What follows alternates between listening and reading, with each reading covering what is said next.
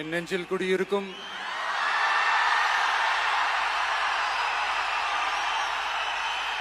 உங்கள் அனைவருக்கும் என்னுடைய வணக்கம்.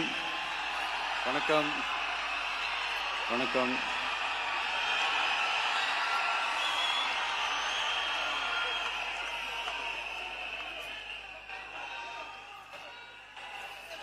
என்ன சொல்றது, எப்படி ஆரம்பிக்கிறதுன்னு தெரியல.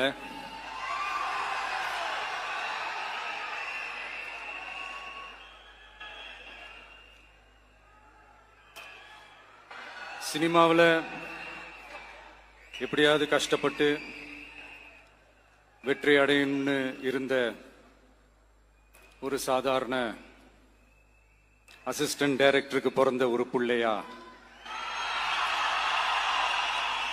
எனக்கும் வாழ்க்கையில வறுமைனா என்னன்னு எனக்கு நல்லாவே தெரியும், பசினா என்னன்னு எனக்கு நல்லாவே தெரியும். நான் ஒன்றும் பெரிய மன்னர் பரம்பரையிலிருந்துலாம் வந்துடல. உங்களை மாதிரி தான், உங்கள ஒருத்த மாதிரி தான், உங்க குடும்பத்துல ஒருத்த மாதிரி தான், உங்க புள்ள மாதிரி தான், உங்க மகன் மாதிரி தான், உங்க அண்ணன் மாதிரி தான், உங்க தம்பி மாதிரி தான்.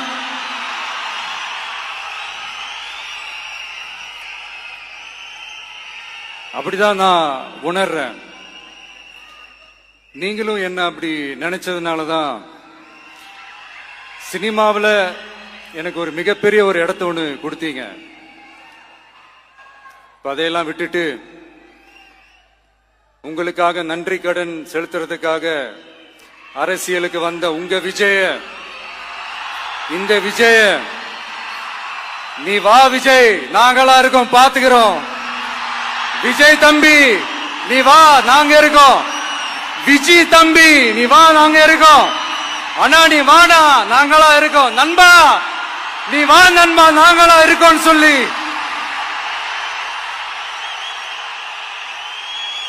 அவ்வளவு அன்பா, அவ்வளவு உறவா என்ன ஏத்துக்கிட்டீங்க. இந்த நேரத்தில் இதை நான் சொல்லணும். இந்த டிராவல்ல, இந்த ப்ராசஸ்ல எனக்கு எவ்வளவோ கஷ்டங்கள், எனக்கு எவ்வளவோ இந்த அவமானப்படுத்தினதெல்லாம் ஒரு பக்கம் இருந்தாலும், எனக்காக கூட நின்ன உங்களுக்கும் அதே மாதிரி கஷ்டங்கள், அதே மாதிரி அவமானங்கள்,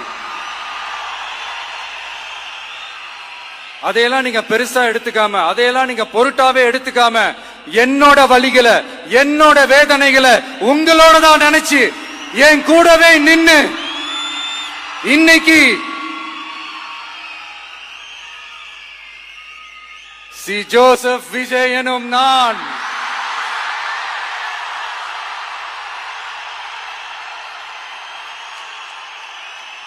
அத உண்மையாக்கி இருக்கிறீங்க. உண்மையிலே எனக்கு என்ன சொல்றதுன்னு எனக்கு தெரியல. என்னுடைய உறவுகளே, என்னுடைய சொந்தங்களே, நான் ஒன்னும் தேவ தூதன்லாம் கிடையாது. நானும் ஒரு இயல்பான ஒரு வாழ்க்கை வாழ்ற ஒரு சாதாரணமான மனுஷன்தான். நான் முன்னாடியே சொன்ன மாதிரி அது செய்வேன் இது செய்வேன்னு பொய்யான வாக்குறுதிகள்லாம் கொடுத்து உங்களை நான் ஏமாத்த மாட்டேன். எது சாத்தியமோ அது மட்டும்தான் நான் செய்வேன். இம்மிடியட்டா உங்க மனசுல ஒரு கேள்வி ஒண்ணு வரலாம், அப்ப சாத்தியம் இல்லாததை செய்ய மாட்டாங்களா, செய்ய முடியாதா அப்படின்ற ஒரு கேள்வி ஒண்ணு வரலாம். இத்தனை கோடி மக்கள் என் கூட இருக்கும் போது எது வந்தாலும் பாத்துக்கலாம், என்ன வந்தாலும் பாத்துக்கலாம் அப்படின்ற அந்த கான்பிடன்ஸ் என் மனசுல இருக்கு. இன்னொரு விஷயமும் நான் இங்க சொல்லணும். இன்னைக்கு நம்ம தமிழ்நாடு கவர்மெண்ட் இருக்கிற அந்த நிலைமையை பத்தி நான் உங்ககிட்ட நான் சொல்லணும். கிட்டத்தட்ட 10 லட்சம் கோடிக்கு மேல கடன் வாங்கி வச்சுட்டு போயிருக்கிற இன்னைக்கு அந்த தமிழ்நாடு அரசு இருக்கிறப்போ, கஜானாவை சுத்தமா தொடச்சி வலிச்சு வச்சுட்டு போயிருக்கிறப்போ, தூக்க முடியாத சுமையை ஏத்தி வச்சுட்டு போயிருக்கிறப்போ,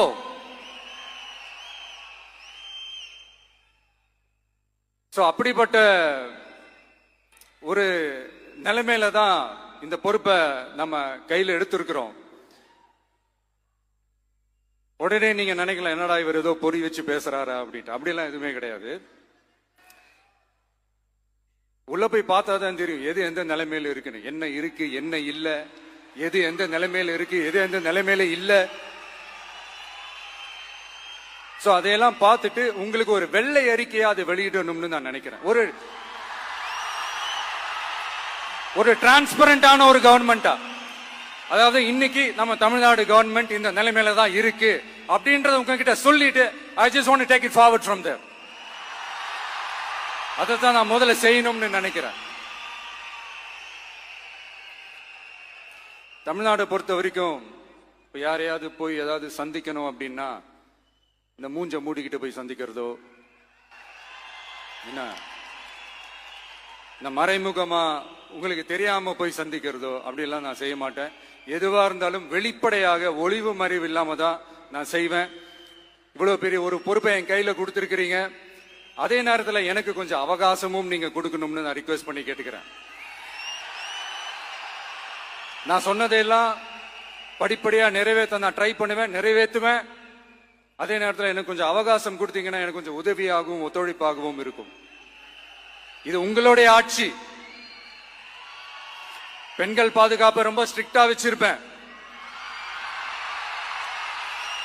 போதைப் பொருள் கலாச்சாரம் அதை கண்ட்ரோல் பண்றதுக்கு என்னென்ன ஸ்டெப்ஸ் எடுக்கணும், என்னென்ன முயற்சிகள் எடுக்கணும், இன்னிலிருந்தே அதை நான் எடுப்பேன். நம்ம பசங்களை அதுல இருந்து காப்பாற்ற வேண்டியது நம்ம அரசனுடைய பொறுப்பு. அதே மாதிரி சட்டம் ஒழுங்கு எல்லாருக்குமான பாதுகாப்பை நான் உறுதிப்படுத்துவேன். என்ன அவமானப்படுத்துறவங்களாகவே இருந்தாலும், என்ன கஷ்டப்படுத்துறவங்களாகவே இருந்தாலும் அவங்களும் என் மக்கள் தானே. நண்பர்களாக இருந்தாலும் எதிரிகளாக இருந்தாலும் 8 கோடி மக்களும் என் மக்கள் தானே.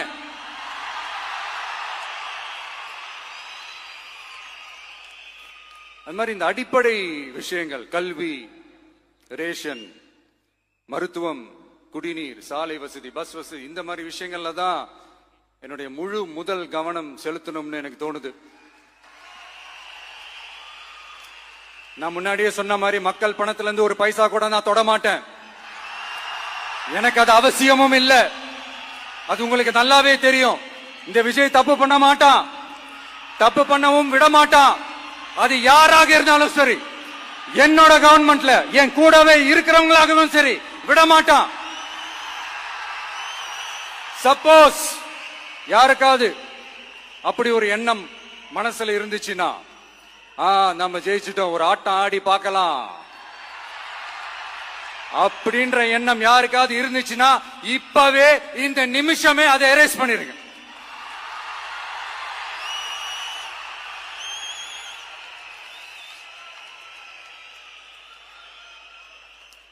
இங்க ஒரே சென்டர் தான், என் தலைமையில் உண்டான சென்டர். இந்த பக்கம் ஒரு சென்டர், இந்த பக்கம் ஒரு பவர் சென்டர், அங்க ஒரு பவர் சென்டர், அதெல்லாம் கிடையவே கிடையாது. இப்பவே சொல்லிடுறேன். பெண்கள், இளைஞர்கள், விவசாயிகள், அரசு ஊழியர்கள், ஆசிரியர்கள், உழைக்கிற மக்கள், மீனவர்கள் எல்லாருமே நம்ம டிவிக்கு அரசுல நல்லா இருப்போம், நல்லா இருப்போம், நல்லா இருப்போம்.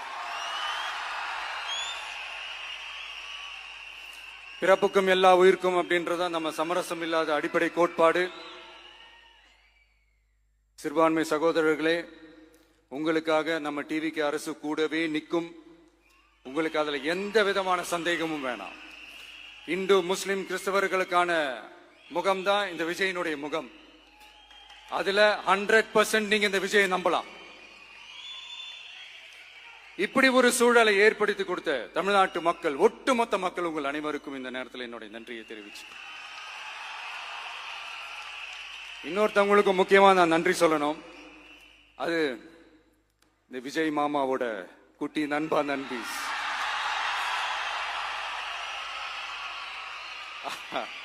அவங்களாலதான் இது நடந்திருக்கு. உங்களுக்கு எப்படி நன்றி கடன் செய்யணும்? உங்களுக்காக உங்க ஃபியூச்சரை மைண்ட்ல வச்சுக்கிட்டு எல்லா நல்ல விஷயங்களையும் உங்களுக்காக இந்த விஜய் மாமா செஞ்சு கொடுப்பான்.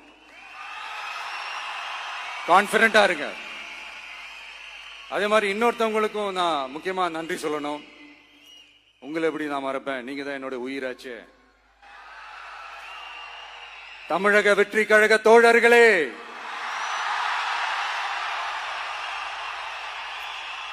உண்மையில சொல்லனா நீங்க இல்லனா எதுவுமே இல்ல.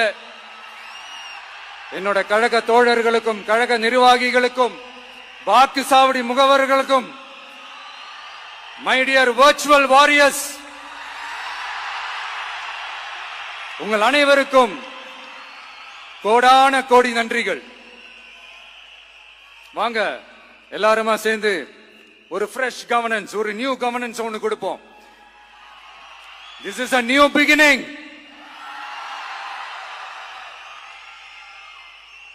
A new era of a real, secular, social justice starts now.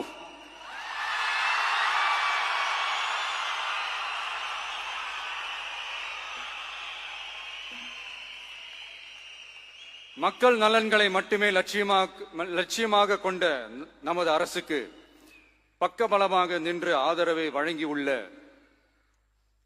Congress பேரியக்கத்தின் தலைவர் மதிப்புக்குரிய திரு மல்லிகார்ஜுன் கார்கே அவர்களே, பாராளுமன்ற எதிர்க்கட்சி தலைவர் மதிப்புக்குரிய மை பிரதர் திரு ராகுல் காந்தி அவர்கள், காங்கிரஸ் கட்சியின் பொதுச் செயலாளர் மதிப்புக்குரிய திரு கே.சி. வேணுகோபால் அவர்கள், தமிழ்நாடு காங்கிரஸ் தலைவர் மதிப்புக்குரிய திரு செல்வ பெருந்தகை அவர்கள், என்னுடைய நண்பர் பிரவீன் சக்கரவர்த்தி அவர்கள், சிபிஐஎம் கட்சியின் தேசிய பொதுச் செயலாளர் மதிப்புக்குரிய தோழர் திரு M.A. பேபி அவர்கள்,